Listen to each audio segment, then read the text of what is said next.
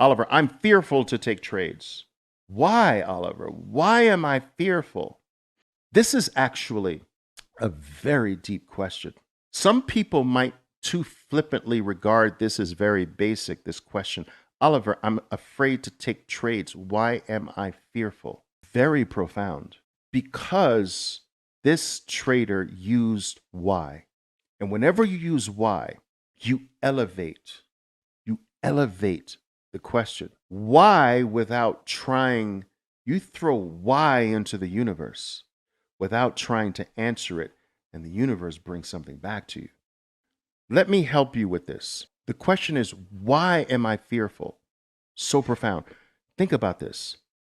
Most people don't even know what they're fearing. This is why this question is so profound. Like, guys, look, if your maximum loss per trade is $50, are you really fearing the loss of 50? Some of you buy 2 drinks and it's more than $50 every single day. Some of you wouldn't even go bother pick up $50 right now if your friend owed it to you. Be like, okay, maybe next week sometime. It's not the $50 you fear. It's not the money that you fear. You fear yourself. You fear that you won't do what you're supposed to do. You don't fear the loss. You don't fear the little change that if this trade doesn't work, you'll lose. Some of you are fearful and you're trading on a demo. So it can't be the money. You fear you. And some of you should fear you.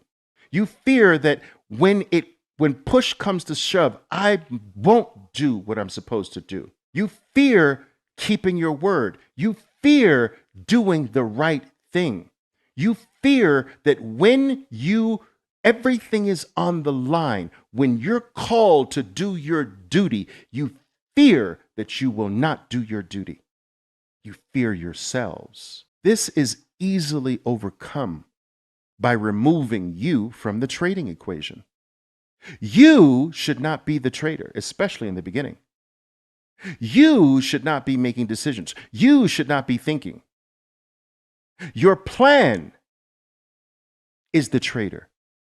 Your plan makes the trade. Your plan works the trade, raises the stop, adds when it's supposed to add, takes profits when it's supposed to take profits. You should have a profit-taking rule. You should have profit-taking rules. That's part of your plan. I take profits when this. I take profits when this. And I take profits when this. And that's it. That's the plan. I add under these 2 scenarios. Okay? That's the plan.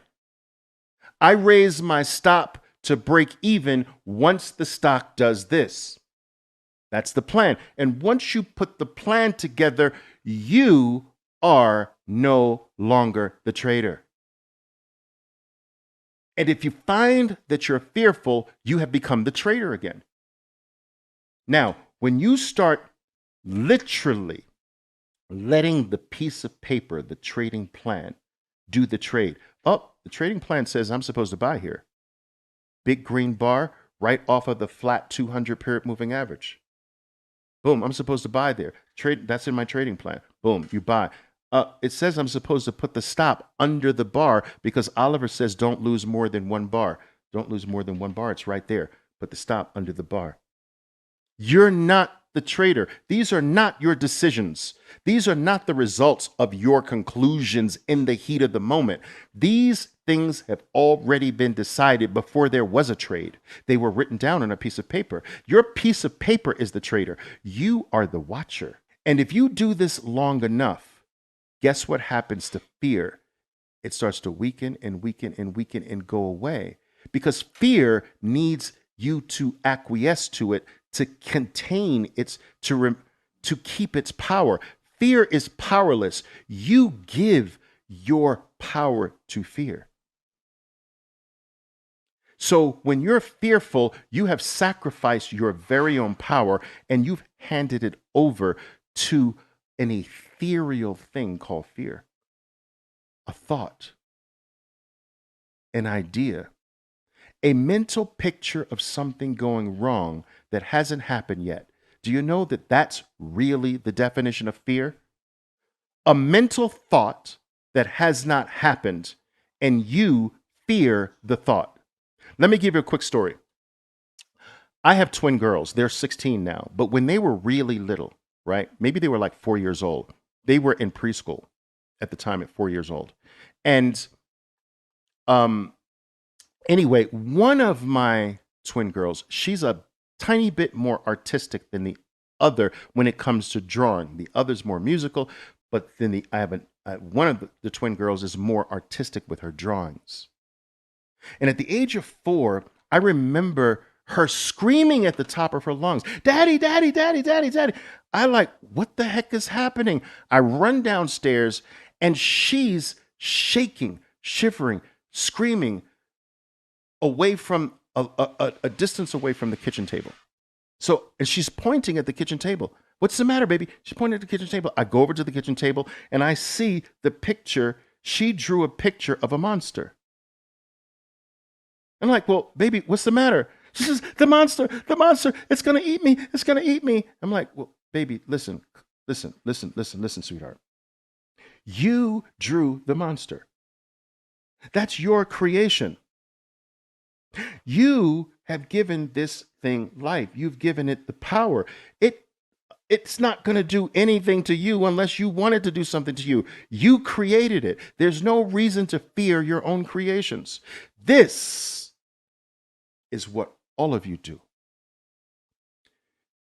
You're about to take a trade and you create this thought of losing. What if this is another loss? What if I'm not right?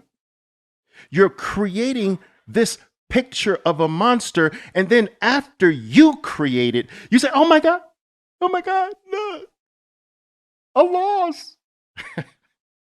You're like my 4-year-old daughter. Guys, come on, grow up.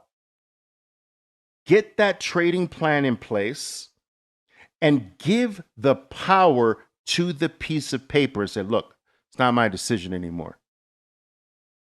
You won't even be afraid to lose anymore because you're like, "It's not my fault. It's the piece of paper's fault. Piece of paper told me to buy that. I didn't do that." That's how you conquer it. You're afraid of yourself. Thought is ego, by the way, guys. We throw this word ego around very loosely, but if you were to ask most people what is ego, they really would have a hard time telling you. But in truth, Einstein told us that thought equals not knowing. Not knowing equals uncertainty.